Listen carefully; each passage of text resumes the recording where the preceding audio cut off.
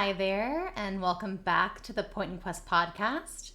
I'm Lindsay, or Pixelated Linz, and today we're venturing into the darkly humorous and beautifully bizarre land of the dead, where paper-thin skeletons sell afterlife travel packages.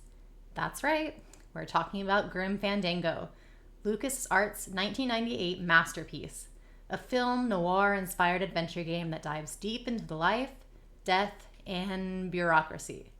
So grab a ticket because we're going to dissect this journey year by year, getting into every twist, every charming or conniving character, and the puzzles that make us and Manny Calavera question everything.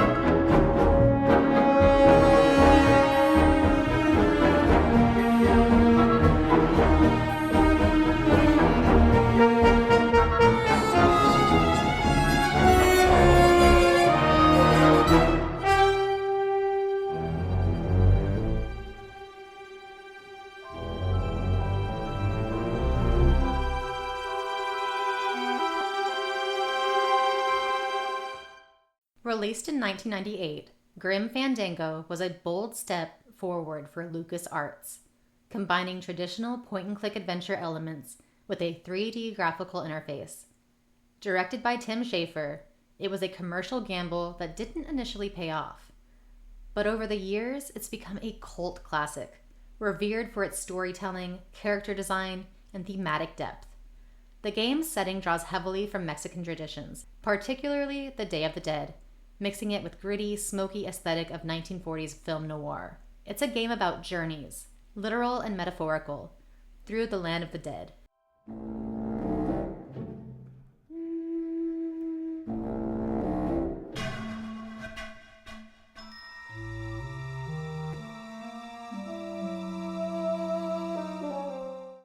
Act 1, Year 1.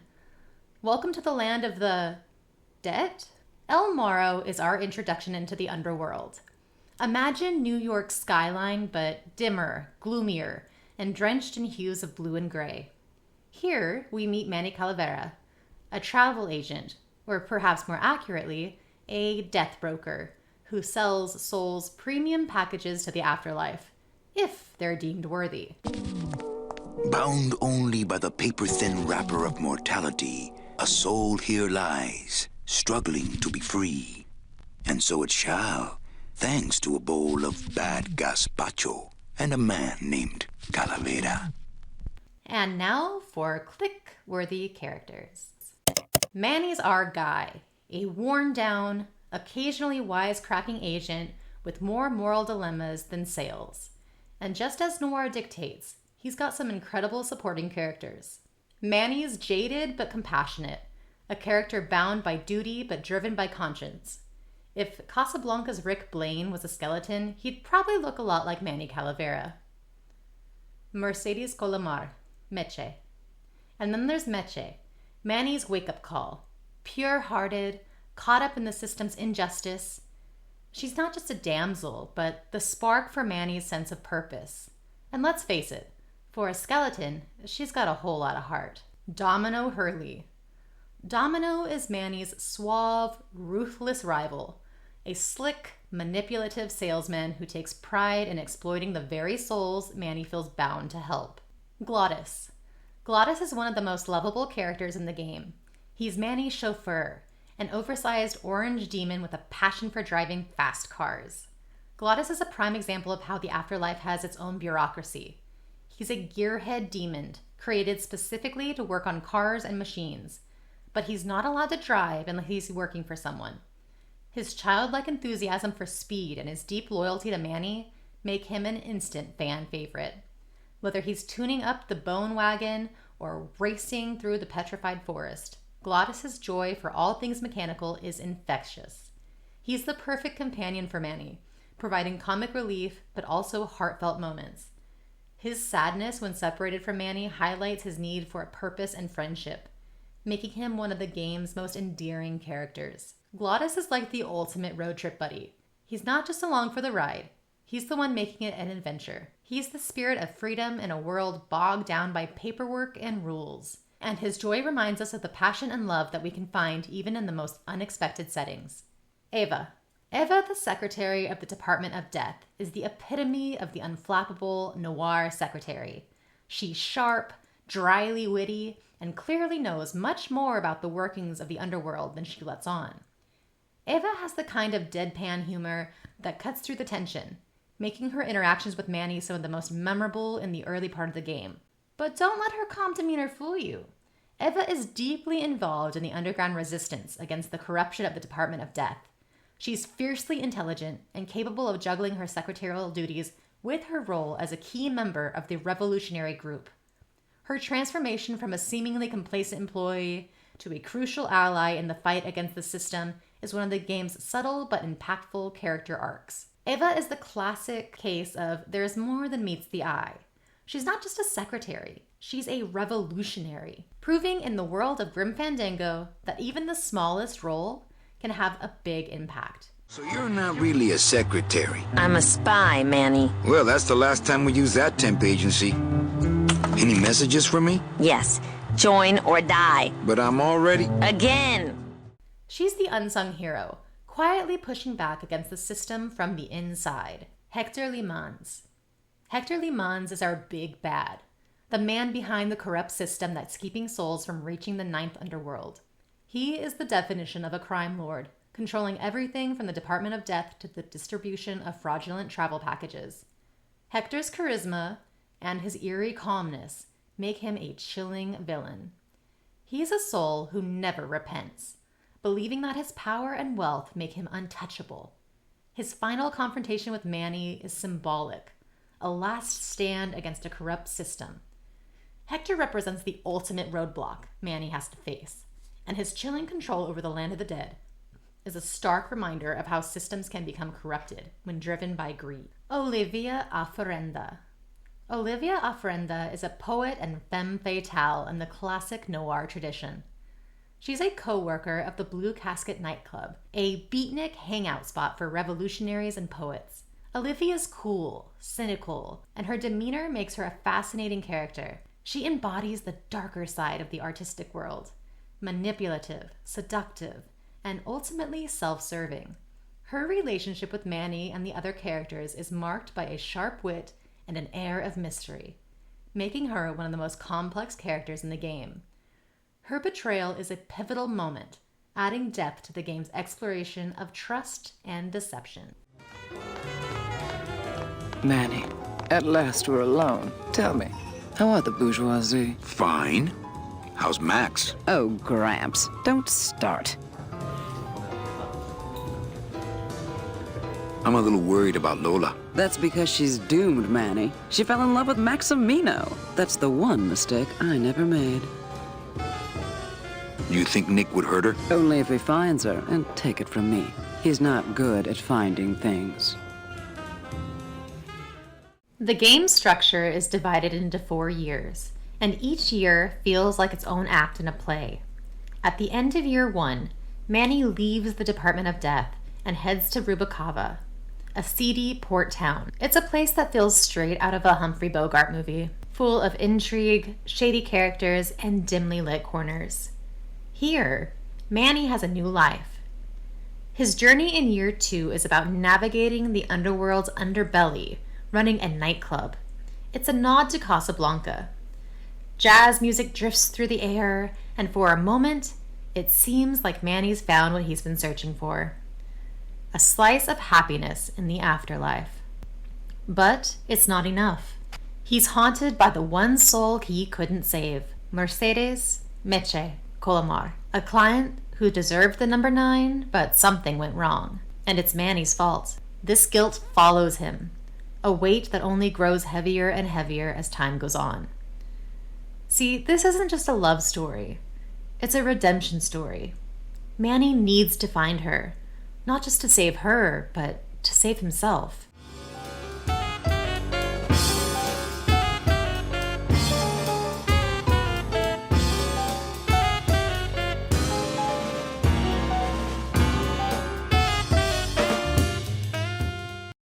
You wander through the city, talking to the lost souls who populate it.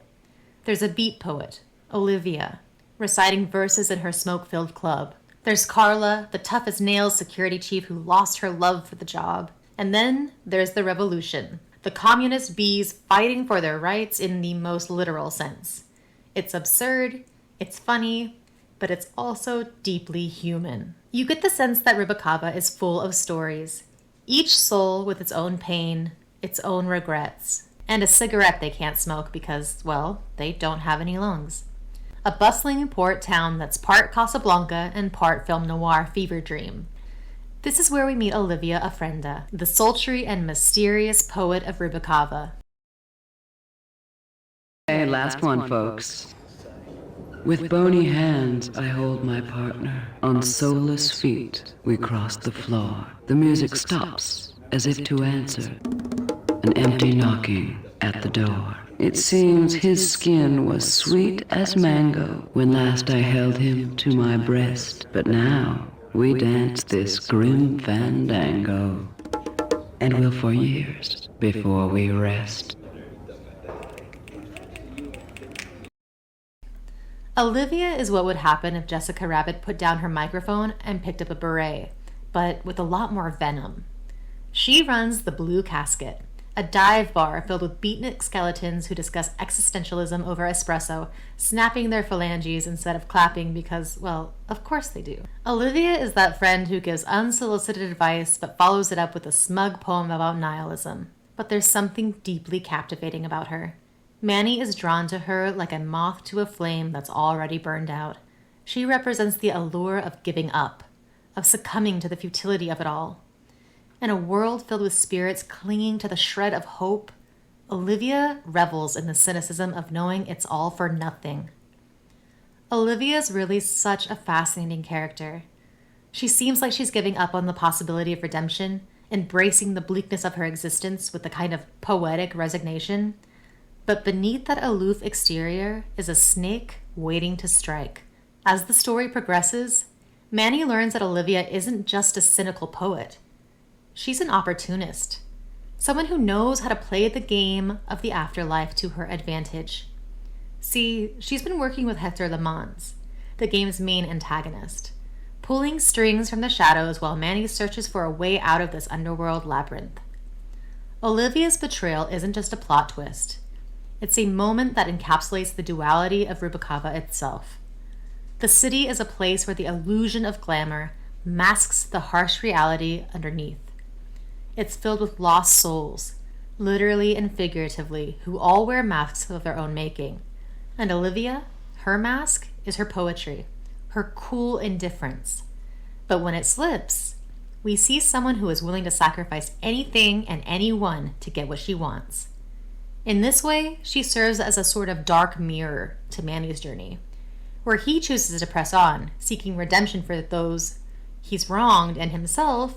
Olivia chooses to embrace the nothingness of their world, doubling down on the idea that nothing matters. It's a decision that, in the end, seals her fate.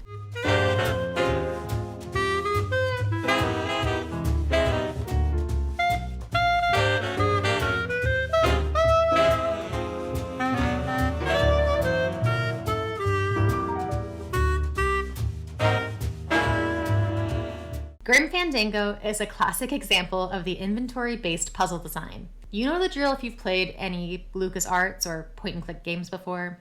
You wander around, pick up everything that isn't nailed down, and then try to use the cat balloon with a mailbox because you're running out of logical options. The puzzles are designed to be weird and sometimes completely bonkers, but they make a strange kind of sense once you've tuned into the game's offbeat logic. For instance, you need to get a metal detector from Carla, the security officer, who's very attached to it. How do you do it? Well, by making her cry. It's part tragic, part hilarious, and 100% emblematic of the game's dark humor. One of the standout mechanics is the use of Manny's scythe. As a Grim Reaper, he carries his scythe at all times. It's both a tool and a symbol of his role. But rather than just using it for combat, this isn't an action game after all. The scythe is used for solving puzzles and uncovering secrets. Manny often pulls it out with a satisfying swing sound, ready to poke into suspicious piles of dirt or hack away obstacles. It's an ever-present reminder that, no matter how deep Manny gets into his schemes, he's still a Grim Reaper. And let's not forget about the dialogue trees, which are a huge part of this gameplay. These aren't just here for flavor, they're a vital tool for solving puzzles. You have to pay attention to what the characters are saying or not saying, because there are hints buried in the snarky banter. The chapter setup also mirrors Manny's redemption journey.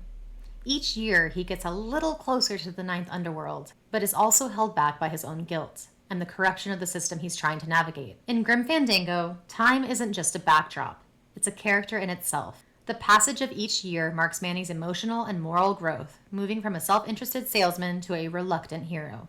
And this is where Grim Fandango stands out from other adventure games of its time.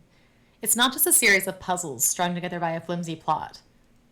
The game mechanics, the chapter setup, the cutscenes, the weird inventory combinations, they all serve a purpose to tell the story about hope, bureaucracy, and a literal journey through death. By the end of the game, these mechanics pull you into Manny's world.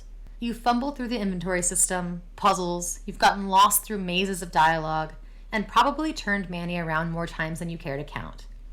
But in this process, you've also felt his struggles, his determination, and his hope. It's a game where the journey is as much about the mechanics as it is about the narrative, blending the two into something unforgettable.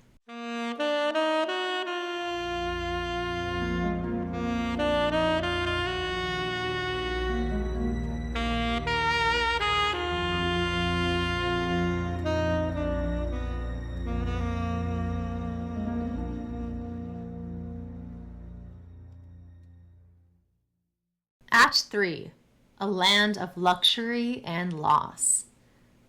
So we are officially halfway through Manny's journey. And if you thought things were dark before, well, welcome to Act 3. This is where Grim Fandango really digs deep into the themes, and I mean really deep, like bottom of the ocean deep. Act 3 takes us to the land of the living, where Manny's journey takes him to a once glamorous luxury cruise ship. Think of it as the Titanic, but with more skeletons and less room for romantic misunderstandings. This chapter is called Inferno, and in case you didn't get the obvious reference, it's a very Dante-esque dive into luxury gone wrong. Manny has now entered a world of extreme wealth, which, unsurprisingly, is also a place of corruption, betrayal, and a lot of hidden agendas. The high life looks a lot like the low life when you're dealing with corporate greed and people who are so rich they forget their own soul. In this chapter, we really start to see the shifting roles of characters. There's the whole glamorous setting with the glitzy, smoke-filled ballrooms and eerie hum of a luxury liner cruising through hell. But the heart of the story is still a personal one. Manny begins to realize just how much he's been swept up in the system he's trying to escape. The idea of earning redemption isn't just a matter of working harder or being good. It's a deep internal reckoning with the very system that's been exploiting him all along. And let's not forget about Olivia. Yes, Olivia, a character who is equal parts mystery and heartbreak with a dose of betrayal on the side. We see her again in Act 3. And I think it's safe to say that Manny's heart, or whatever's left of it, is completely lost to her. As mentioned before, she's got that femme fatale energy. But there's a lot more at stake than just romantic tension. Olivia is like the living embodiment of Manny's own disillusionment with his profession. She is part of the illusion of success that he's been selling. And that illusion is slipping away. In many ways, Olivia represents the last temptation, the opportunity for Manny to leave it all behind. He could stay with her, live that high life, and accept that he's been complicit in the system all along. But he doesn't, because the stakes are higher than just a personal win. They're about the larger cosmic system of the land of the dead, where everyone is manipulated by greed, by bureaucracy, by the need to cross the finish line at any cost. It's like every noir movie you ever watched, where the hero's decisions aren't just about getting the girl or solving a crime. They're about peeling back the layers of the world around them and realizing they're part of a bigger, darker picture. Olivia is both a moment of temptation and a reminder of everything Manny is fighting against.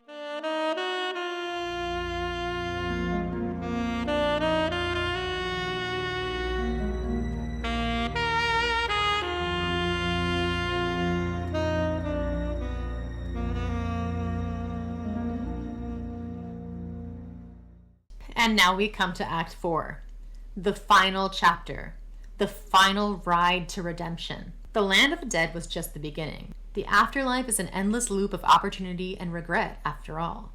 But Manny's journey finally reaches its crescendo. This chapter is where everything clicks together like a long-lost puzzle piece, and it's also where we see the culmination of all of Manny's emotional baggage. So what does that mean? Well, things are about to get intense. It's the Day of the Dead, baby. In this act, Manny faces the consequences of his actions in the most literal sense. His actions are now tied to the fate of not just himself, but the people he's met along the way. Everyone's journey is intersecting at this very moment, and nothing is more symbolic of that than the final confrontation with the villainous corporate overlord of the underworld, Don Copal. Don Copal, the man, the myth, the overgrown skull. He's the head of the Department of Death, a guy who's used his power to exploit others for his own gain. The story has been leading to this confrontation, and it's the final showdown that Manny has to reconcile with his own complicity in the system. Does he continue down the same path, or does he tear the system apart? It's not just a matter of personal redemption. It's the survival of the whole afterlife that's on the line. But this isn't a boss fight per se. It is a point-and-click game, after all. It's an emotional and thematic climax of the whole story. Manny, throughout the game, has been trying to escape the system. But here, in the final chapter, he has to face the fact that the system isn't something you can escape. It's something you have to confront, understand, and maybe even change from within. The final ride to redemption is just that, a ride. It's a thrilling, full-throttle, no-holds-barred final stretch, and it doesn't pull any punches. Manny's come a long way since the first train ride in El Morro, and now he's got to reckon with the past, his choices, and his future. The ending is everything you'd expect from Grim Fandango. It's bittersweet, thoughtful, and wrapped up in an intricate bow that also kind of falls apart in your hands when you start to realize all the other ways things could have gone. It's a journey that's both frustrating and rewarding, like life itself. And in the end, Grim Fandango leaves us with the profound question: is redemption something you earn, or is it a gift? It's a journey that's ultimately about facing the lies you've lived with, owning up to your mistakes, owning up to your ambivalence, and finding a way to move forward, even when the path ahead seems uncertain. And isn't that what all of us are trying to figure out, living or dead? So yeah, Grim Fandango isn't just a game about the afterlife. It's a game about living, about the choices we make, and the people we choose to become. It's dark, it's funny, and it's real in ways that are both haunting and beautiful. It's not just a game you play, but a game that plays you right back. So the next time you're staring down the barrel of your own soul-crushing bureaucracy, remember, Manny Calavera may have been a skeleton, but his journey is totally human.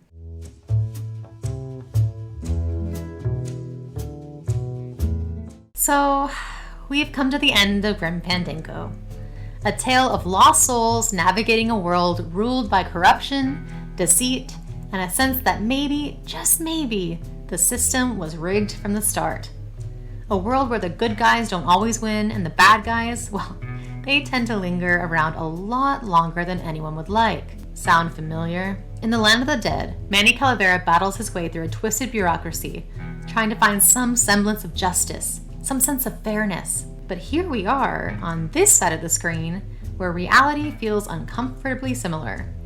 As another tyrant creeps his way back into power, we begin to feel a little bit like Manny, staring at the broken pieces of a system that wasn't built just to oppress us, but is thriving off our disillusionment. And as Manny boards that train into the 9th underworld, you can't help but wonder, are we stuck in our own version of the petrified forest?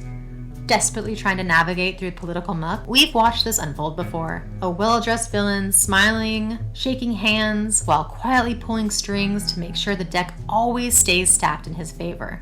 And much like Domino, these tyrants are slick, charming, even though a bit orange. They promise people paradise, but deliver, well, we're still waiting for the train ticket, aren't we? It's a stark contrast. In Grim Fandango, you fight tooth and bone, literally, to bring about change.